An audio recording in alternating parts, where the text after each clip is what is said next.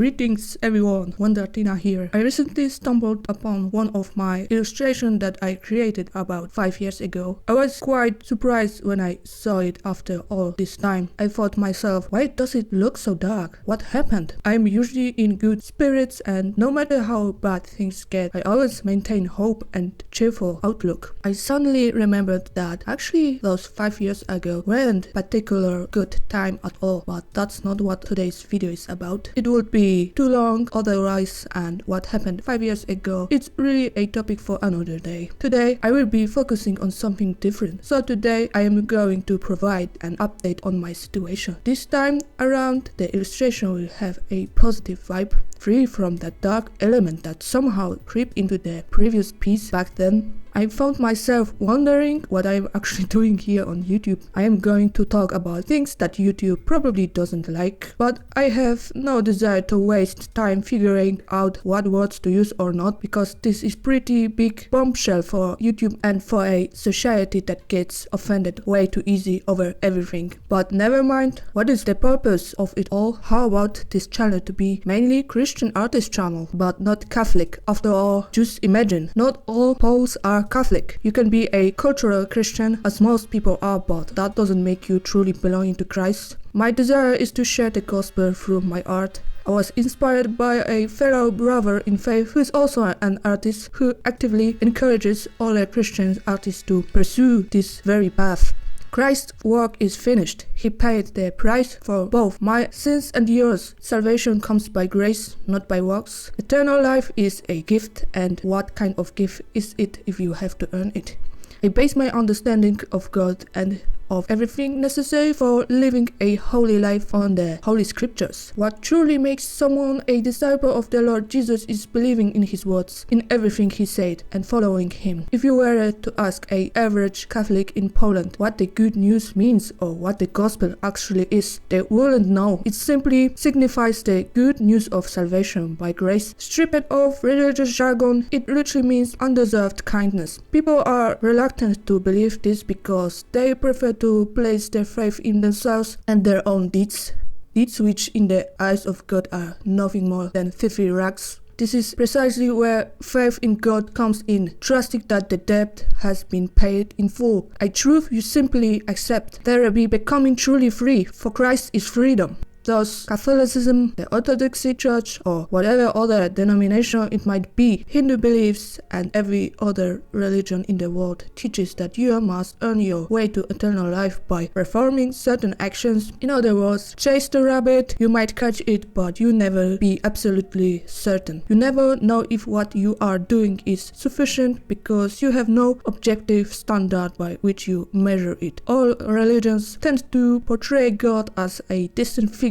merely waiting for you to slip up. Yet God, Yahweh, desires a personal relationship with you just as a father desires one with his child. Truly, God is trustworthy and he always keeps his promises. Do you believe that? This is something the Holy Spirit has prompted me to share. Don't worry, I'm not looking for pity, nor do I accept you feel sorry for me. Well, if you are a decent human being, you probably will anyway. But honestly, that's not what interests me. That's not the point. These things be rather intense, depending of course on your perspective. So come along, let's dive down the rabbit hole.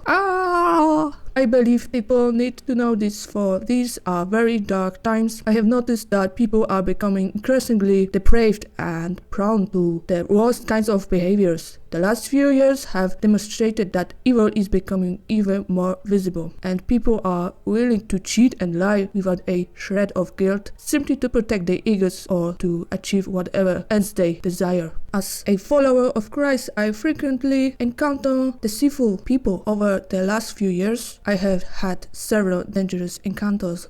Yet strangers of all these involved people I had known since childhood. It was as if a switch had suddenly flipped inside them, revealing their true faces. It was a deeply unpleasant experience, downright chilling in fact. Now I don't know whether this darkness had always lurked within them, or if the world around us simply began to fuel it. Or perhaps the mystery of lawlessness has already begun to take effect.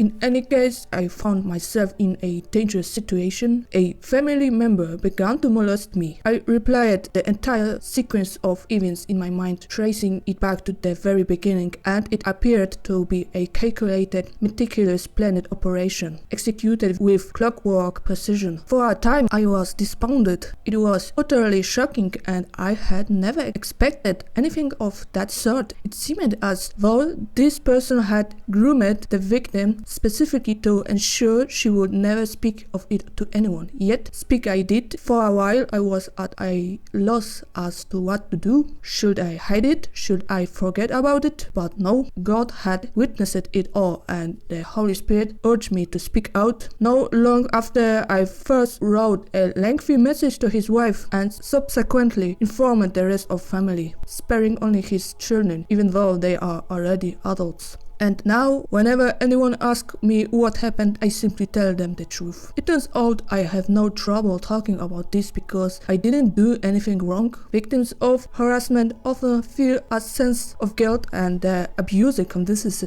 that they provoked him. It's also possible that the feelings they experience at the moment triggered a sense of shame, which is why they keep it hidden. Well, in my case, I know the truth. I know exactly what I felt back then, threatened and nothing else. In fact, one could describe it much the way a certain sniper once did. In an interview, a journalist asked him, "What do you feel when you shoot at terrorists?" And he replied, "The recoil of the rifle." Okay, getting back to the topic, even before this incident occurred, the abuser was bragging about owning some hard-to-get magazines. I didn't think anything of it at the time, but now recalling the twisted look on his face as he spoke about it, I can easily guess what kind of materials that was. The guy is really proud of owning stuff like that. Ew. I wouldn't be surprised if it turned out to be 5 tips for effective grooming an adult. I didn't go to the police with this, though perhaps I should have. I don't expect any apology, but he certainly owes one to his wife for what he did behind her back. Of course, he also sinned against God in that moment. He did it right under his gaze. Even after I spoke to him about Jesus earlier, he still chose to do something like that.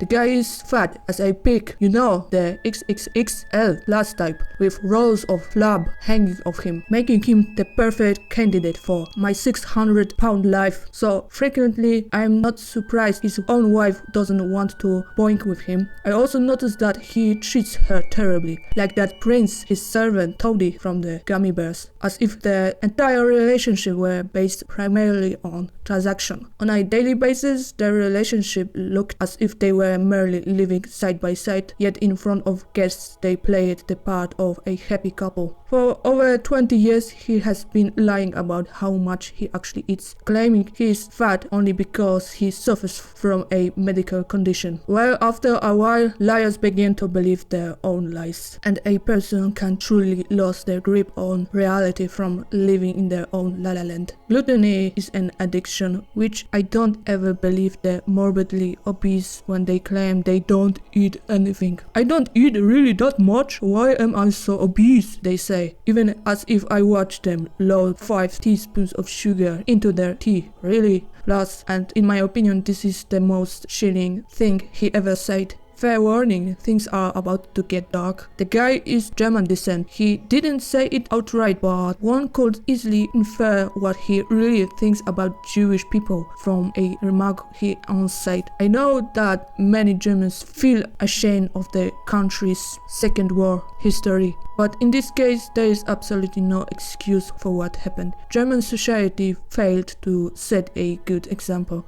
They proven themselves to be cowards who, like some smart children, swallowed every piece of propaganda fed to them almost as if they had been waiting for it. Moreover, the majority of those Jewish victims were Poles who had inhabited Polish lands for centuries.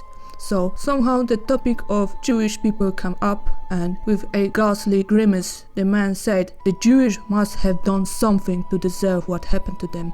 What did they do? What exactly did they do to make the Germans decide to treat them in such a way? He offered no specific reason. For him, the mere fact that they did something was a reason enough. But just think about it. Even if Jewish people had done something, whether it was something as vague as something or something genuinely wrong, no matter what it was, is that truly a justification for exterminating them all in such a bestial fashion? Even the worst criminal is granted the opportunity in court to receive a fair trial and a proper investigation into their case. This is demonic. If someone hates Jews so intensely, it reflects poorly on them, and there is certainly something deeply wrong with such a person. I don't consider Jewish to be sacred cows. Far from it. They are human beings just like everyone else, and they make the same mistakes. As the scriptures state, the only superiority Jews possess over Gentiles is that they were entrusted with scriptures, and through them they were meant to serve as an example to other nations. Well, as we read the Old Testament, they met with mixed success in this regard, and God punished them just as he did all other nations. Yet what remains the strangest aspect of all this is that people continue to blame them for absolutely everything.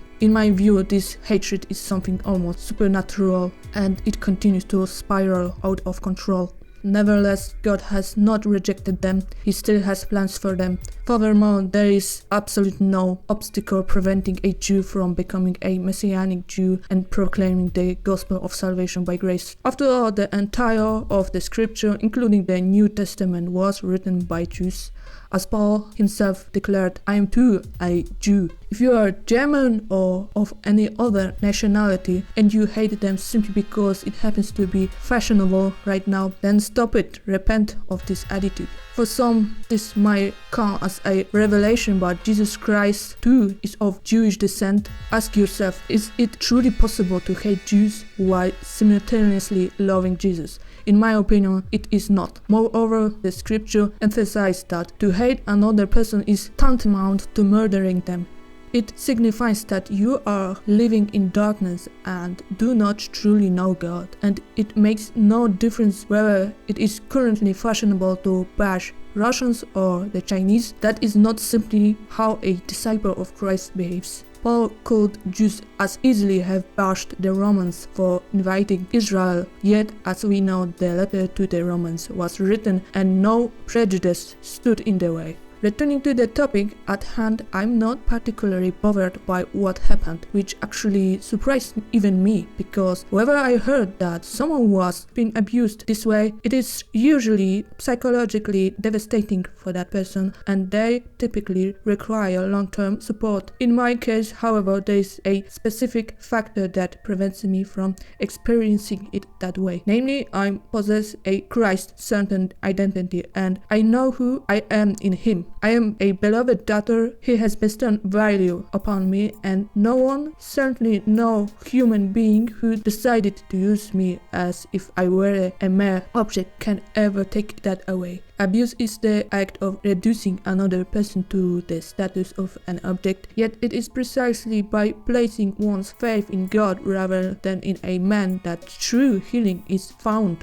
If this has happened to you, know that God does not view you that way. You are precious and worthy of respect. The fact that someone did such a thing to you does not strip you of your dignity, nor is it any reason for you to feel ashamed. It is that person who should be ashamed, no matter what nonsense they spout at you or how long they spent grooming you for it. You must remain rational and hold fast to the truth. Ideally, turn to the Lord Jesus and surrender this burden to Him. However, don't skip the first step I mentioned at the very beginning. It will make a world of difference. This will also make it easier for you to forgive that person, for there can be no healing without forgiveness. Simply, you must do it. The world will likely tell you that you cannot possibly forgive your abuser, but do not listen to that narrative. Doing so would only prolong your suffering far longer than necessary. By choosing to forgive, however, this painful situation will fade into the past much more quickly. Of course, forgiveness does not mean that you are obligated to associate with that person. If at all possible, you should avoid them. You have no guarantee whatsoever that this guy won't start trying something again. He's an individual completely lacking in self-control, so there is a high probability that he might be fantasizing about you while in your presence, which is absolutely disgusting. If you feel that this needs to be reported to the police, by all means do so. People like him rarely stop at just one person, and there could be many more victims. By reporting it, you protect others. I personally decided that reporting it wasn't necessary as the guy is already in prison, and due to his obesity, his life is quite pathetic as it is. However, if a situation ever arises where it turns out he has committed further acts of abuse like this, I would gladly step forward to give a statement.